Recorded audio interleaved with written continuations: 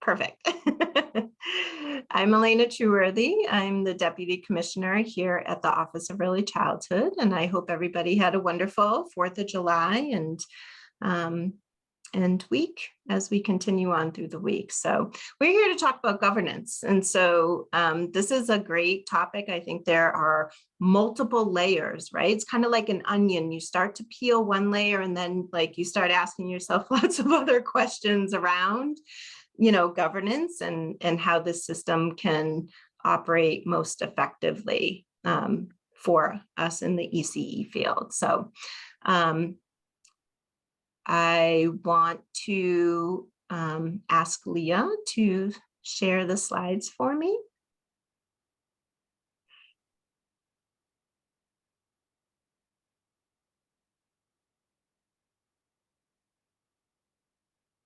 Hey. Wonderful. Excellent. So we have 30 minutes and really want this to be a free-flowing conversation.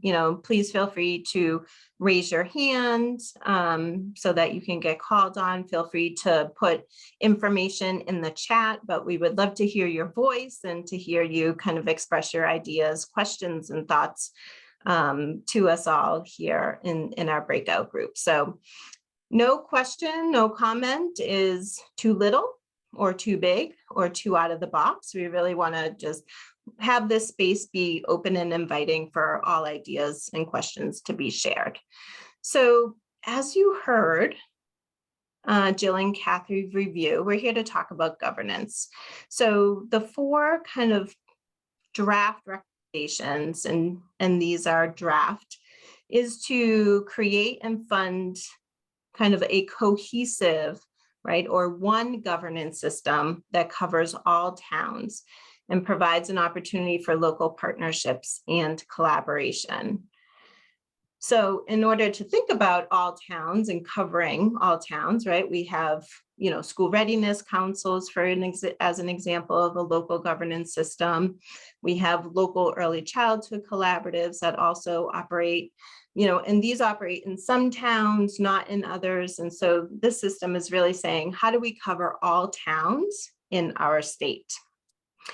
And then how do we fund an intermediary regional governance structure? So right now we have the state and we have these local groups. So the idea is to fund and design a regional governance structure to provide another layer of support for those local bodies. The third idea is to support at the state level, provide more supports around local and regional governance bodies. How do they function? What are their purpose and roles?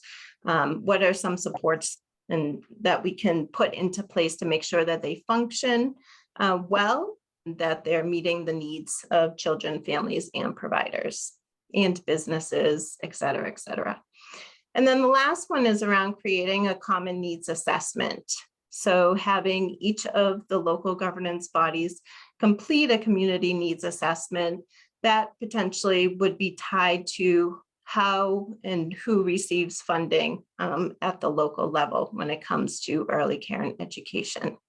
So really digging into the data, what does the community need and want? What are families saying? What are providers saying? What are business saying? And what does that needs assessment look like?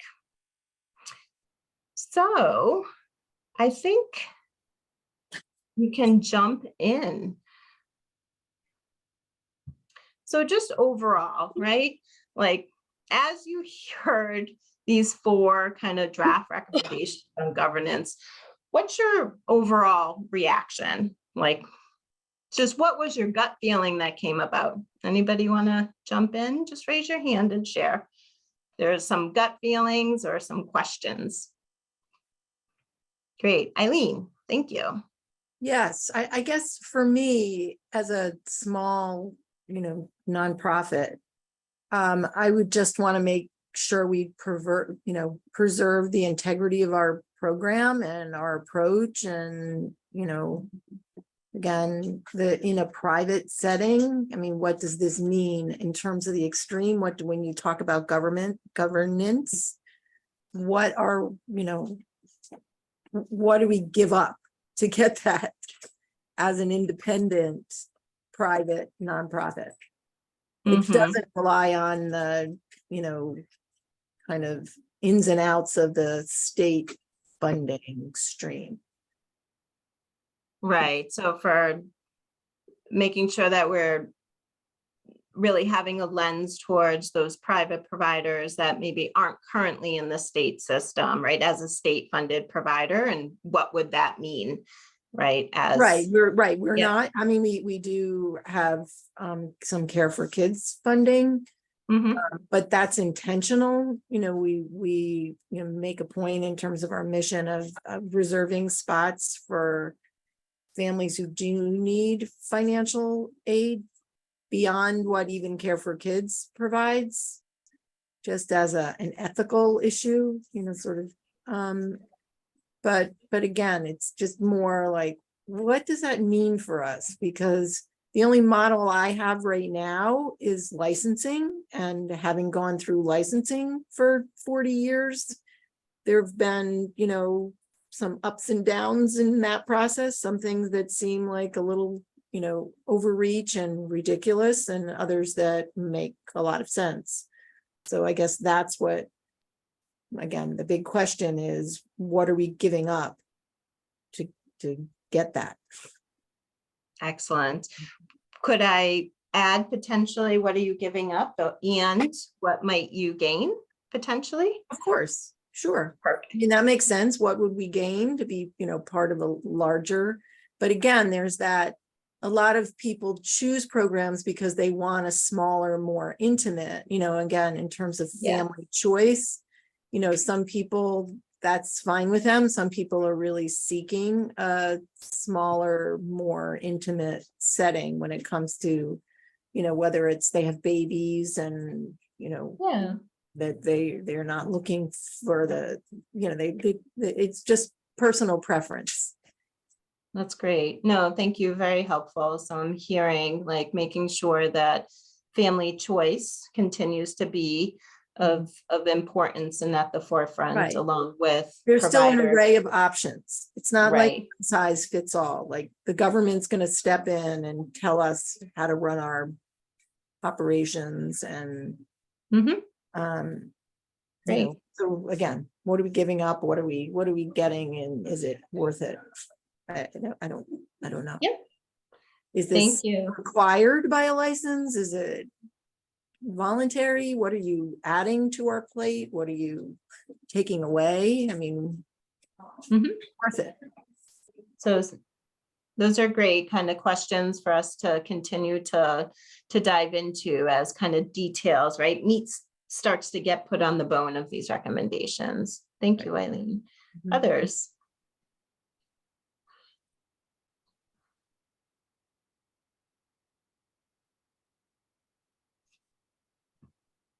Any reactions? Just initial thoughts on around governance.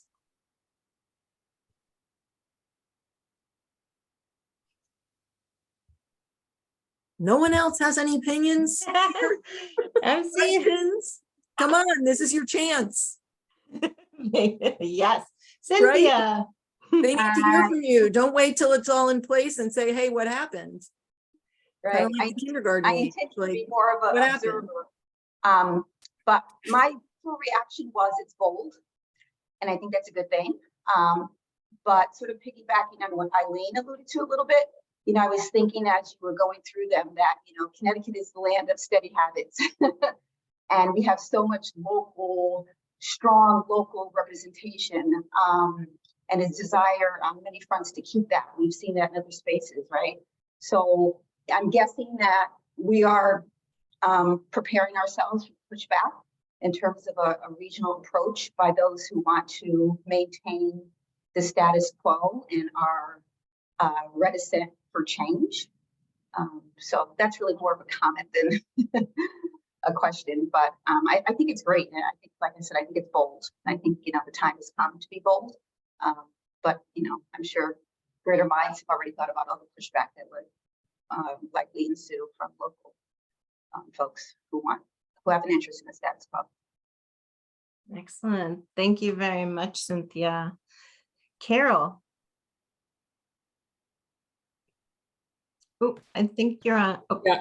My concern or my question would be who would be on the governance, and would these individuals have the background, the early childhood background, in order to be able to make decisions that are developmentally appropriate, in keeping with the philosophy that early childhood comes with, of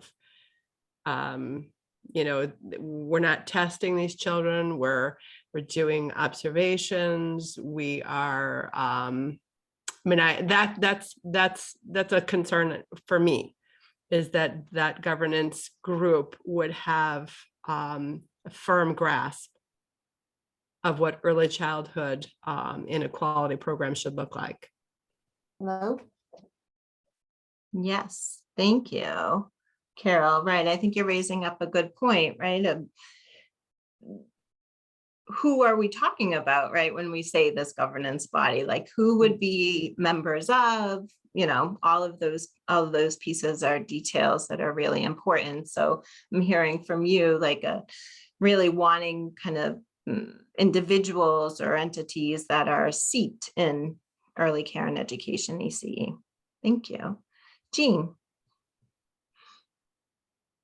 There we go. Can you hear me? Can you hear me okay? Yes. Great. So I guess my concern is I have difficulty dealing with OEC on almost every level. Okay. If I call for help about something, I'm referred to the website, which is rather obtuse. And actually, I've found, it's fussy. Okay. So, now you're talking about changing your governance model. That maybe that's better, or maybe it's not. What I'm concerned about is things like, when I go to, when all of a sudden a new regulation comes out and you send me notice stapled to the back of somebody else's family notification about their benefit status. That happened to me last year and it was brutal. And that's the kind, but again, that's, the experience I have, I need a greater amount of clarity from your agency as to how to comply with your rules. And I don't know if you guys changing your governance model is going to make that any easier or worse. And that would be my biggest concern. Yeah, thank you for raising that. I think you have several really good points that we have to make sure that we're keeping in the forefront, right? As we make changes, whatever changes they are, but in relation to governance as well, right? So I'm hearing, ensuring that the supports are in place to be able to answer your questions, be able to understand what is being asked of you, et cetera, et cetera. So keep that in mind as we go to one of the next questions around specifically, the supports that need to be put in place for a governance structure like this to function well. Right. Anybody else on just kind of gut reactions, and we'll continue to work through the questions. And these are great. Thank you for people sharing. All right. So let's move on to the next question. So what would need to be in place to support a regional and a local governance structure? How can governance bodies better support local early childhood planning? Just so I understand, are there people on this in our group right now that have experience with either school readiness councils or their local early childhood collaboratives at the local level? And just kind of raise your hand or say yay or nay. No. Okay. We saw a couple of hands up. Okay. So this could be like a very, very new, right, kind of idea and concept to those who aren't currently engaged in a local body that kind of meets together to really look at the early care and education that's happening, or other kind of needs or wants from children and families in their communities. So when we think about a group coming together, right? So say it's the town, I don't know, town of Enfield. I'm just picking out a town. Say it's the town of Enfield, right? Members within that community coming together. So could be representatives from what we currently have, right? School readiness providers, could be families, could be local businesses, could be the library, could be Head Start programs, right? Coming together to really look at, what are we seeing as the needs within our community when it relates to young children and families? And then how do we work together to meet those needs when it comes to early care and education specifically, or other needs?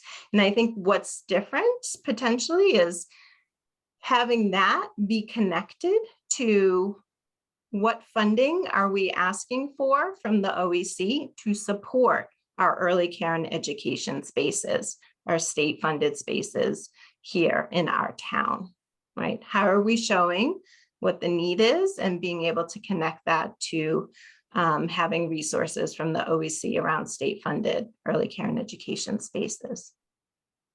So as we think about working, right, collaboratively and in partnership with a group, or thinking about funding or needs for early care and education, what are some of the things that we need to make sure is in place to have that be successful?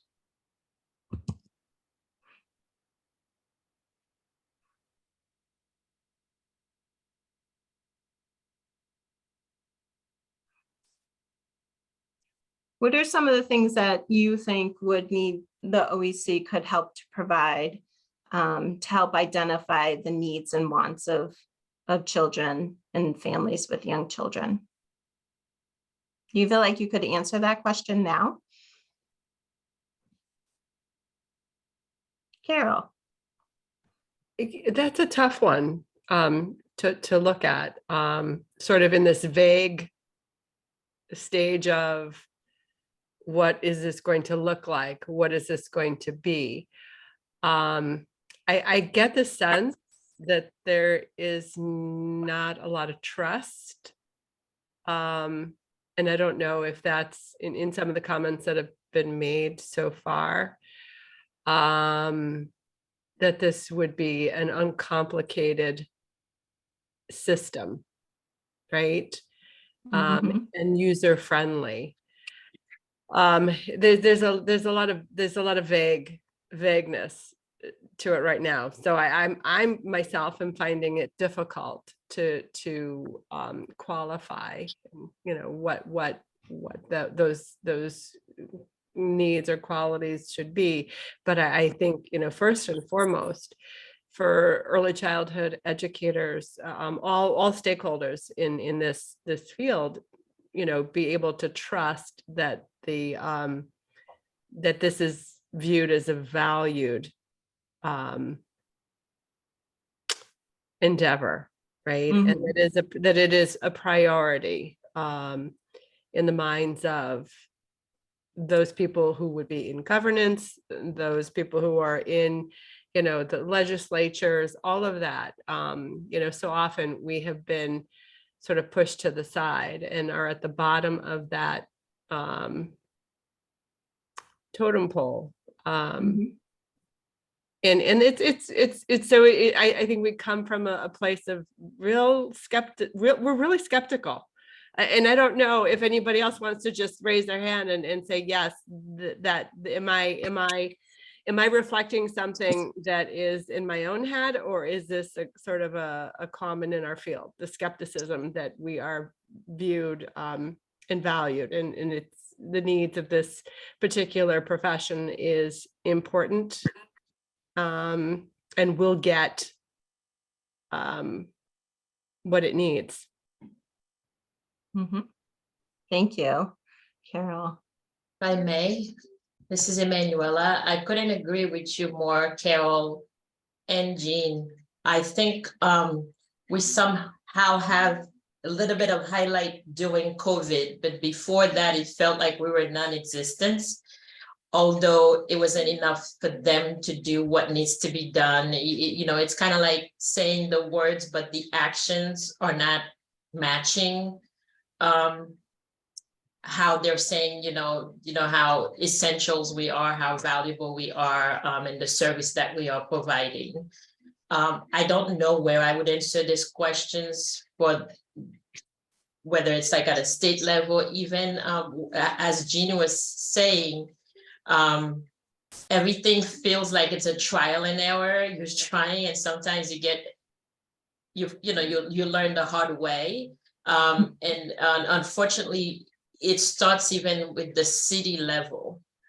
So I don't know if that's part of the governance that we're trying to put together, because there's no clear cut of where to go, starting from the bottom up to OEC. Certain things, yes, you can reach out to your licensor, you can reach out to the book of regulations, but certain things are still unclear after so many years, starting with our local government up to our licensing regulations. That's great. I think you're really hitting on a really important point, right? And I think part of why this work group has gotten to this kind of these sets of recommendations on the governance, right, is because there many times isn't one place, right, to go to hear from all partners, to understand, like, be able to share best practices, learn what's going on in the community, ask questions, get answered. And our system, both at the local level for early childhood and at the state level, because of multiple funding streams, right, there's a lot of kind of different rules and regulations, right, as it goes through and across all of those pieces. And so part of the systems work group is to really say, like, how do we look at all of these pieces and how do we make it more efficient and effective and easier and better for both providers, right, and families, right, with the ultimate goal of better for children, right? And so as we look at all that, it's like, what do we need at the local level to do that? What's kind of the governance, right? How do things need to effectively work at the local level? Who needs to be at the table, right, to have those discussions? How do we really know what children and families need within our communities? And then how do we communicate that to the OEC so that OEC can, work their funding and be able to match the need that you're seeing in your community with the resources that we have available to be able to do that. So thank you for raising up all of those pieces, because I think that's kind of our main goal here, is to really think about all of these kind of disparate work that happens and how do we bring it all together cohesively, right? So that people at the local level know what's going on, are a part of things in partnership and collaboration, and then having a regional structure to support what's going on locally, right? And then be able to communicate that to the state and vice versa, right? That feedback loop going up, down, and around continuously. Christine. Hey, Elena, thank you. I'm just trying to understand if the funding that you're talking about would be all funding. So funding like what was happening during the pandemic, where private programs would be eligible as well as publicly funded programs. Is that correct? You're nodding yes. Yeah, so I think, part of what the OEC has in our control is like our state funding under OEC. So that is a big piece of the work that we really need to figure out, right? But we know that all providers, right? They're all our children, if you will, right? And all our families, and so all providers. And so how do we have an umbrella that is inclusive, right, of everyone who impacts and touches children and families? What that looks like in regards to funding, you know, I think we still need to really dive into that a little bit more, but love to kind of get your thoughts on that. So from a governance perspective, my experience in early childhood for the past 30 years is when there's almost a default to systems that are already in place locally. That would be Okay. the easiest way. I could see when you're talking about local communities, maybe defaulting to the local LEA, you know, education authority that's in place, maybe like a school readiness council type thing already in place. And I think, speaking from a private nonprofit program, I think a lot of times we feel very excluded and left out, although we represent likely the majority of the programs in the state.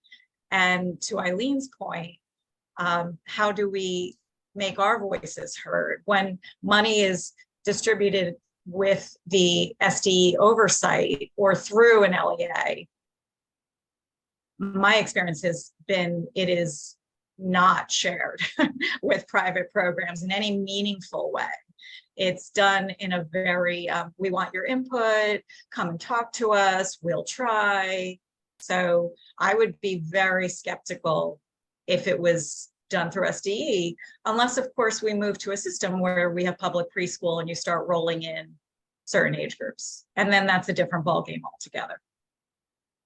Thank you for sharing that. I'm hearing a lot too in your comments around the importance of kind of collaboration and partnership, right? So how do we work more collaboratively together at the local level or even at the regional level, right? Around resources available to be able to meet the needs of children and families.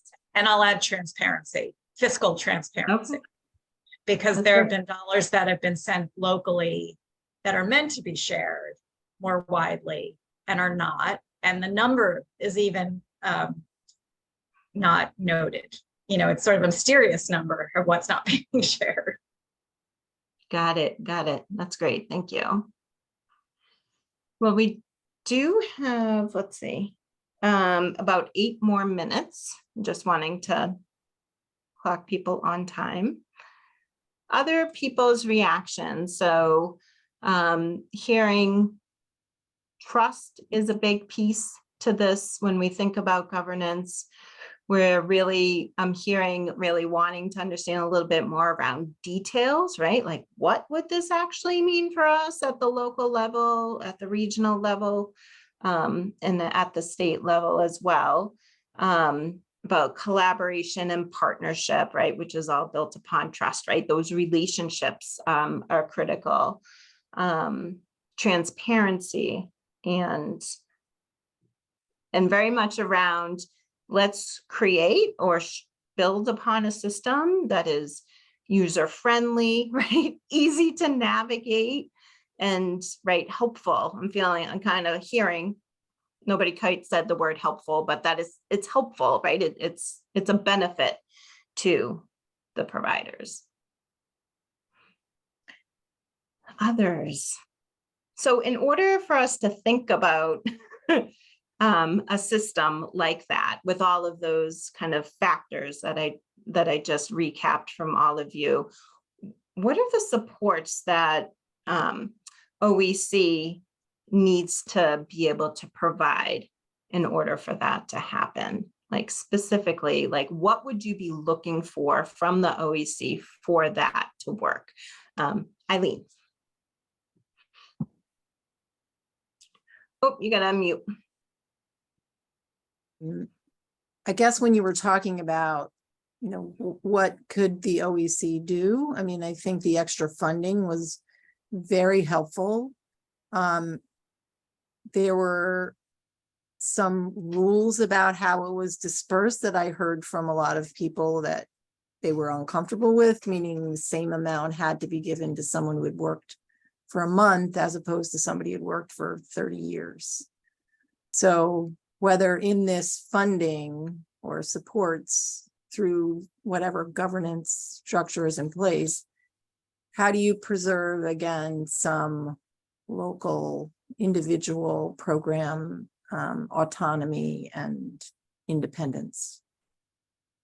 So that there aren't like strings, rope attached to it that tie our hands, that don't allow us to really meet the needs in our, particular circumstances, rather than, let's say, the lowest common denominator or the,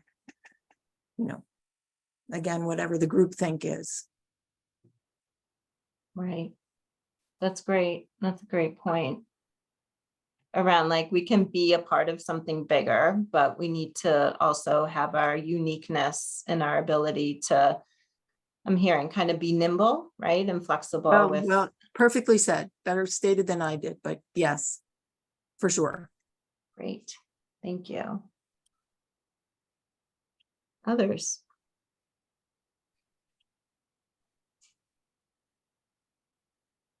It can be about anything that has come up today, not just about what OEC really needs to have in place to support governance. Carol. The word that comes to mind for me is consistency. Hmm. And that's something that's sustainable over time, right? We did get support through the pandemic. When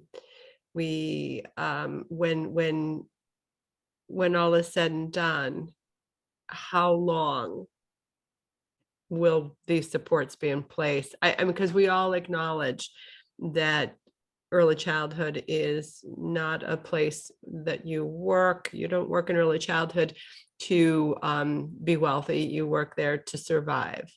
And sometimes you don't work there because you can't survive, right? I have very few single young teachers because it's not sustainable for them. I lose a lot of really bright teaching stars who go into other professions that they may not particularly love, but they have to do it because they have to be sustainable.